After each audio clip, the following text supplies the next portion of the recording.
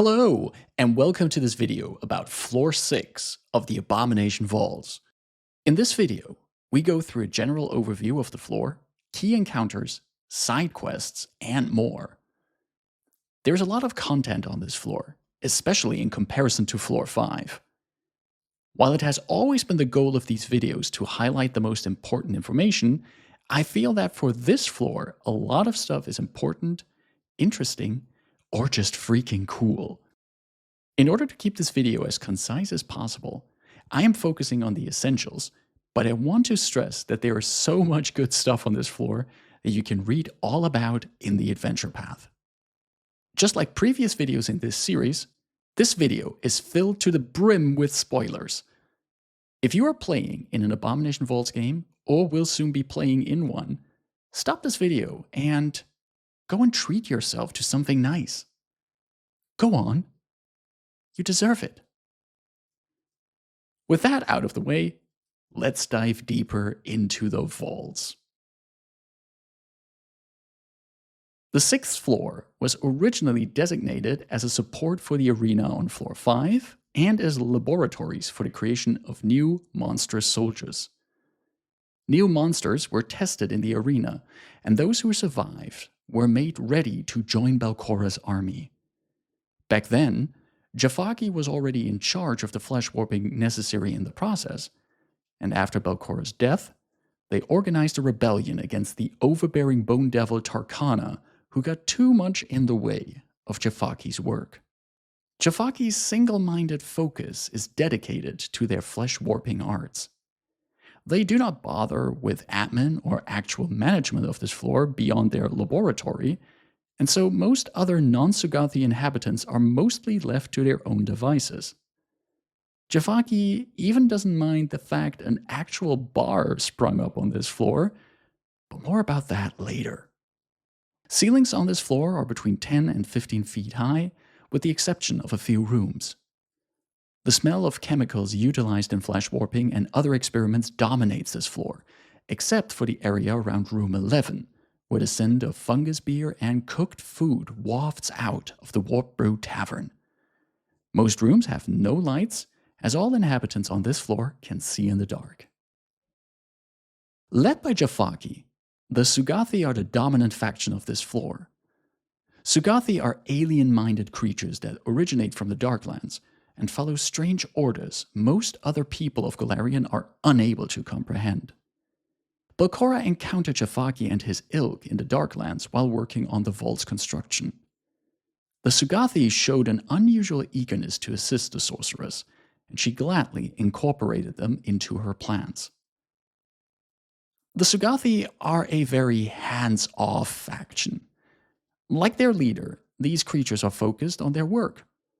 Intruders are studied and seen as a chance to field test some of their creations. Once the Sugathi realize the adventurers will interfere with their experiments, they will be more aggressive towards them. The Sugathi keep an eye out for any intrusion from the devils from floor 7. Uravian, the contract devil leading the infernal forces, has in the past tried to broker a deal with Jafaki, allowing his troops through the 6th floor so they can assault Absalom. However, Jafaki would only agree to such a deal if they were allowed to inspect these troops and make upgrades and improvements. Uravian did not trust this offer, and so his forces are stuck down below. Scouting parties do find their way up, however, and the PCs will encounter some of them on this floor. Spread out through the 6th floor, the party will have encounters with various Sugathi and their flesh warp creations, including modified Morlocks known as Dreshkan. Sugathi are encountered in room 8, room 20, and of course in Jafaki's laboratory in room 25.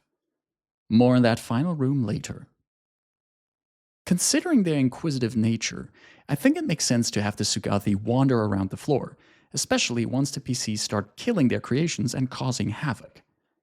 The Dreshkans from room 20 could also be sent out on patrol. If you want to put more pressure on your party, roaming monsters like this might attack them while they are treating wounds in unsafe locations. The devils of the 7th floor try to sneak by Jafaki's defenses, and there are a few encounters that show this infernal infiltration, or how the Sugathi try to prevent this. In room 5, a Sarglagon hides in the deep, dark waters. They were sent by Euravian to scout this floor, but are paranoid and unwilling to just wander the floor and expose themselves. The Sarglagon carries one of the 5 pieces of the key necessary to unlock Euravian's domain on the 7th floor. Room 10 holds a set of stairs leading down to the next floor, and in the past, this was one of the major battlegrounds in the turf war between Jafaki and Euravian. Now, a single Urna curse guards these staircases, but the devils have inflicted some infernal disease on it, gradually weakening this flesh warp.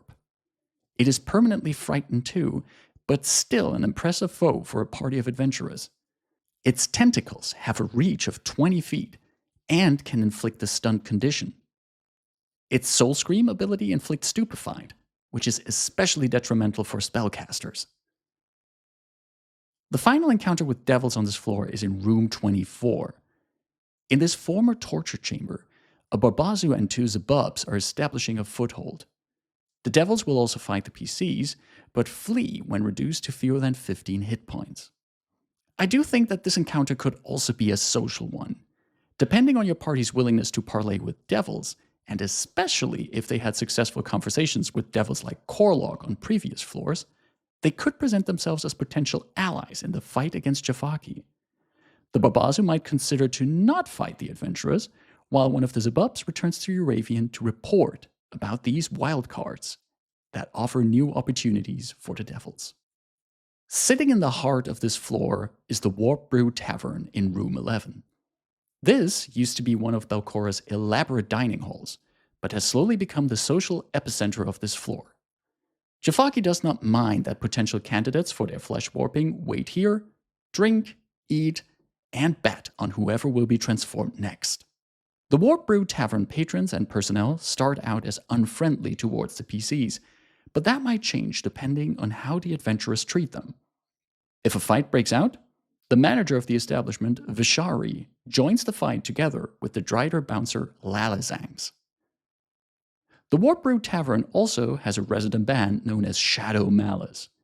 The party can have an actual battle of the bands against them, but more about that later. Jafaki's laboratory is in room 25. The door is locked, but the adventurers can pick it open or use a key held by a Sugathi in room 20.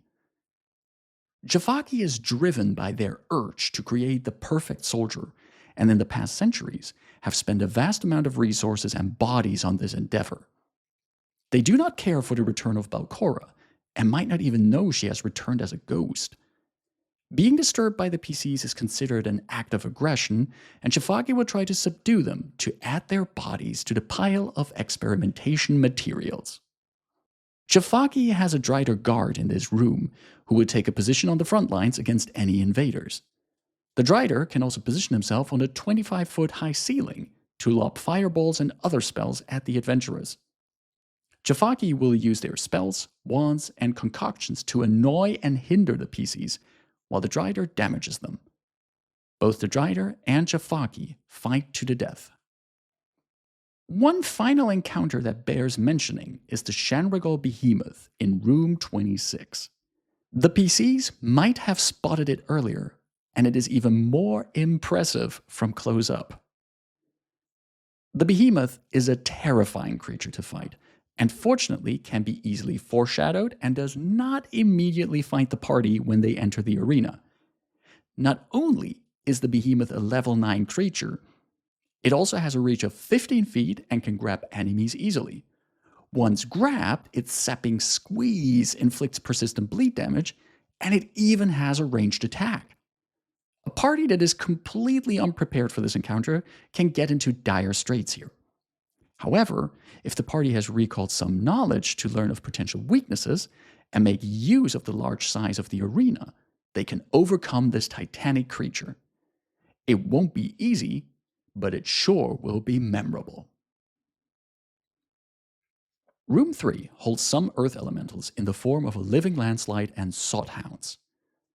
An adventurer who's an expert in arcana or occultism realizes that these creatures are bound to this place by old magic, but the ties that bind them have become weak. As a ritual, a PC can undo these bindings and release the elementals from their servitude. The Living Landslide grants a PC its crystal sensibility for 1 week as a reward. In the Warp Brew Tavern, the adventurers can have a musical challenge with the resident band Shadow Malice. First, adventurers battle members of the band individually with a skill of their choice. They might use performance to show off their own musical skills, or athletics to impress with feats of strength. After that, the party takes on all of Shadow Malice in a battle of the bands. If they succeed or critically succeed, they earn the respect of the band and the tavern's owner, Vishari. A failure leads to an actual fight with the band, though that outcome does not really fit here in my opinion. I think it is better to rule that Shadow Malice is thoroughly unimpressed, and the patrons of the Warp Brew Tavern ridicule the outsiders for a bit. Further attempts to improve the attitude of the people here might become harder from that point on. Vishari did not run taverns all her life. She used to be a pugilist, and the Skulk Merchant in room 22 would love to have a one-on-one fight with her. The Sugathi have not honored this request so far, as they need Vishari to run the tavern and plan to keep Merchant as intact as possible before flesh warping him. If the PCs are on good terms with Vishari, they can help Merchant set up an exhibition match in the Warp Brew Tavern. More entertainment will certainly be good for business, no matter what the Sugathi think of this.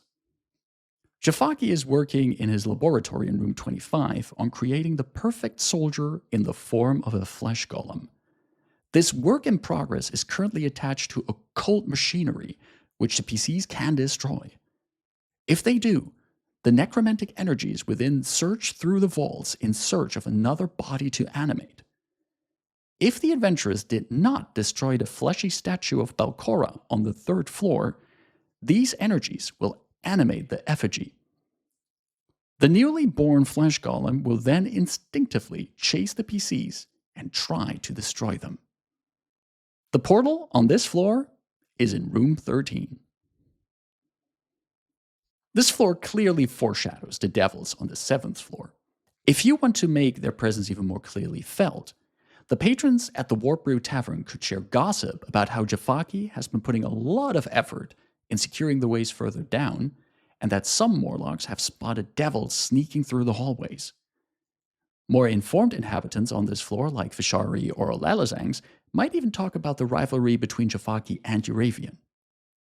The kitchen of the Warp Brew Tavern in room 12 holds 2 NPCs that can provide foreshadowing and information on plots currently unfolding. First, there's the drow Falxi or Shendiel. He hails from the town of Ildaris on the 9th floor and was captured, ending up as potential meat for the tavern's guest or flesh-warping candidate. If the PCs free him, he will return to Ildaris and invite the adventurers to visit him there. Second, the Skulk Yetzeli dangles from a hook here, one hand missing and mumbling about a man in collared rags. If the PCs have interacted with Doriana since her possession by Isan Kalir, they can notice that Yetzeli shows similar symptoms. She was one of Isan Kalir's earlier targets, and her mind has been ravaged by the experience. This skulk provides a grim look into Doriana's future if the party does not intervene. That's it for floor 6 of the Abomination Vaults. What are you looking forward to when running this floor? Or have you already run it and want to share your experiences? Sound off in the comments below. If you enjoyed this video, please like it and consider subscribing to the channel. Thank you for watching. Stay safe, take care, and bye-bye.